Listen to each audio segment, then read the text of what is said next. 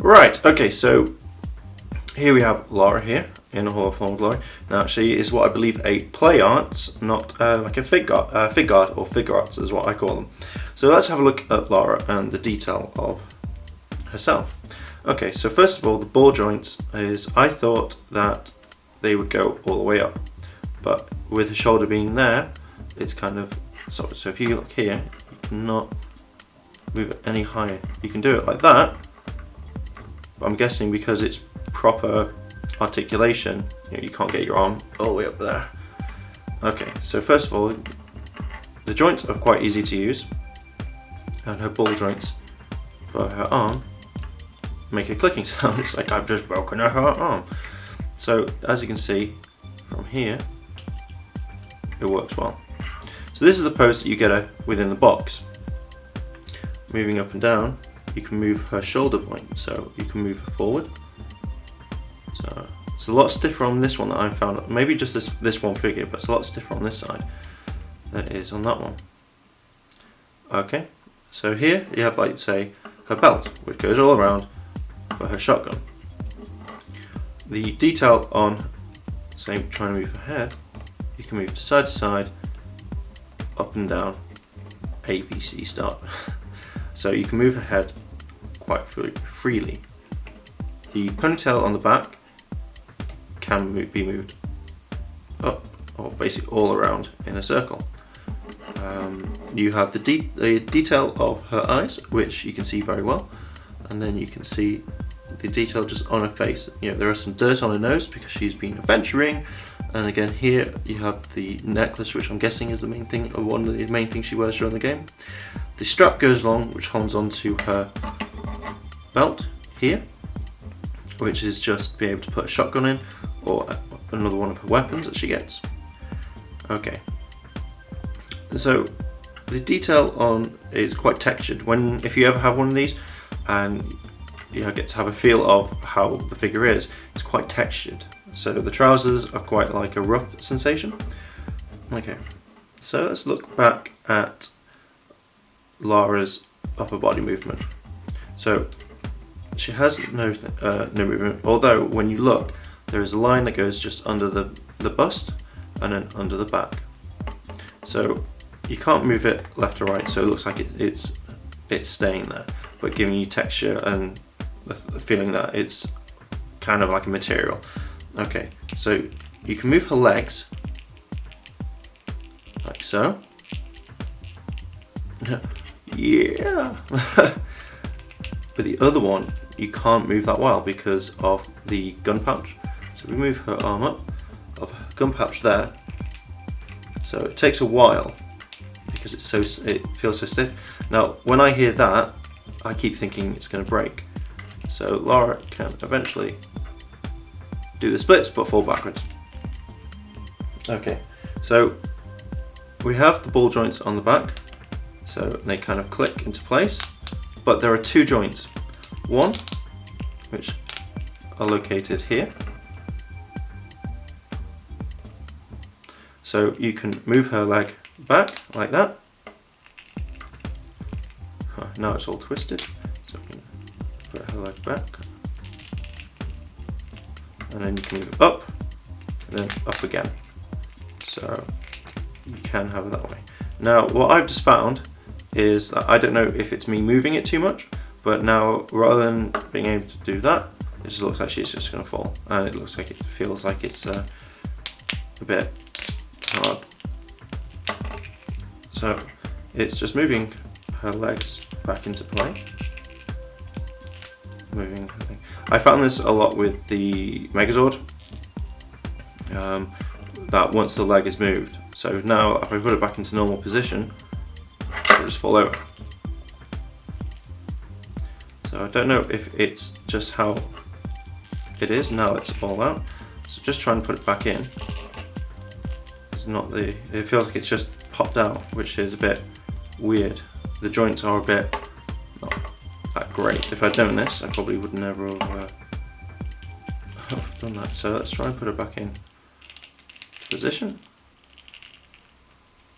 So just trying to make her stand up. Now she'll just fall over. So moving on, let's go on to the baldrint at the bottom, and I'll figure out how to put it back together eventually. Okay, so the boots are very detailed. You can see the laces as well as the movement. So you can move her foot left to right, and then same on the other one. So there is a lot of articulation there, left to right, and then you can do it that way, and that. So this is the, as I say, it's from the limited edition. See, it looks really weird now from the back. I don't know if it's part of the toy, but the bottom has popped up. So it's like, right, try and get you back to normal. So I don't know if it's one of those things where you can pose and then she's meant to go back. So I found that you have to, so we've done it properly, but you have to give it some force before she can try and stand up again. So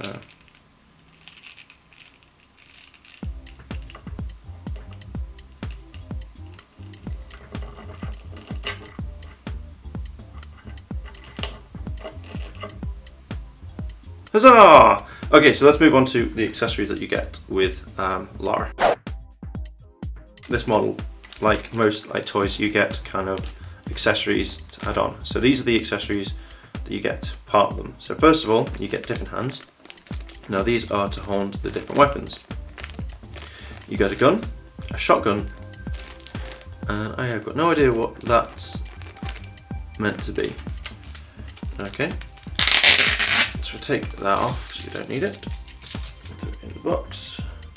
Okay, and in this part, you get a bow and arrow, an arrow, or bow, an arrow, and the manual. Now, because I have not got, you only get a small case with Lara, I kind of gonna keep this rather than just ripping it up and throwing it away. So I'm going to keep her into it. So let's have a look at opening these. I had some to bear with me.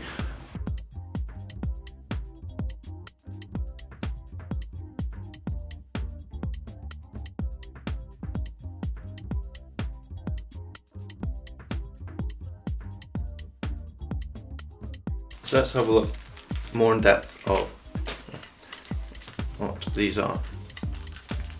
Okay, so first of all, it is a small hand. So if we just adjust the focusing. So first of all, you have the hand here. So it's a finger. So there's a lot of detail just on that.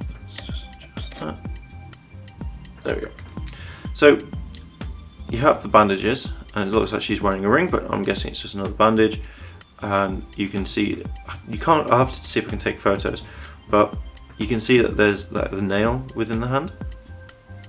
So there's a lot, they put a lot of work into it. So I'm guessing that one holds like a gun.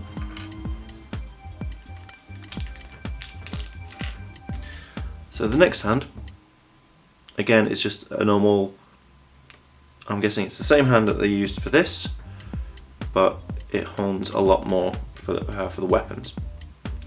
Her thing looks really, really like bony and crooked. It's like Skeletor.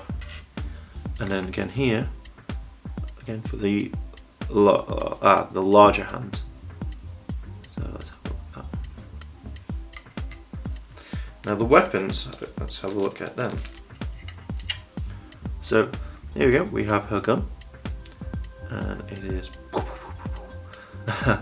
there's not a lot of detail. I thought with something like this, depending on, I don't know if it is the gun itself, but I thought there'd be more kind of a rough texture here.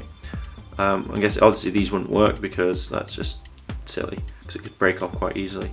So the gun, there's no kind of finished detail, so it just looks like a standard gun, but again from a toy figure, it's not that much. Now this, I'm thinking this is like an Uber pickaxe or something. So if you know what it is, down below, because I've not actually played the game yet, that's coming later. So you got more of a like chipping in type thing, so it looks kind of cool. There's a lot more detail in this than there is on the gun, with the bladed edges as well as the small blade. So here you have the thing, so I'm guessing she just uses it as an ice pick or to help herself up. Now the shotgun is one of my favourite weapons of all time. So we have a shotgun here. So there's more detail on this one than there is, say, with the handgun. So we compare them. I know it's a longer weapon, but you have here, you have the lines for the whatever it's called, the pumper, I'm going to call it. Sounds dodgy. And again, you have some of the bandages. I don't know why there's bandages around there. Maybe it's for extra grip. And then you can see the little details. I don't know if you can see it on here, but you have like the indented where the bolts and the screws would be for the gun. So okay, so that's the main thing you've got here. How do these work with Lara and her wavy hair? Okay, so as I said, the shotgun possibly can go in the back. Can it go in the back? Now, this might be the first time, but it's quite stiff to actually get in there. That's what she's. Okay, so the gun can go straight into the back. Her gun can go into her holster like that. And then normally with these sorts of things, you can just pop off the hands, and pop on another one. I think so.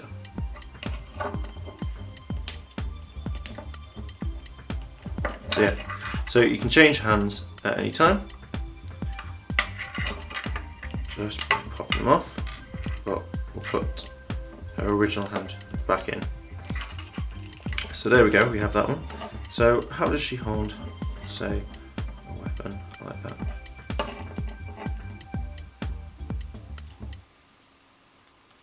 Oh, she can't do it.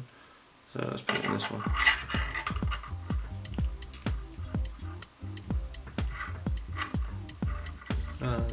So something like that. Yay!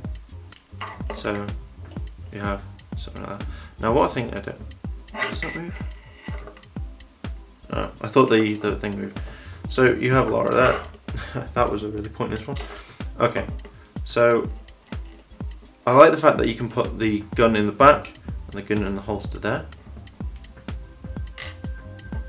Like that. So you can easily take them out so she can actually go tomb raiding. So that's that one there. So let's move on to getting the bow and arrow and seeing what that looks like. So here you go, you have Lara's bow.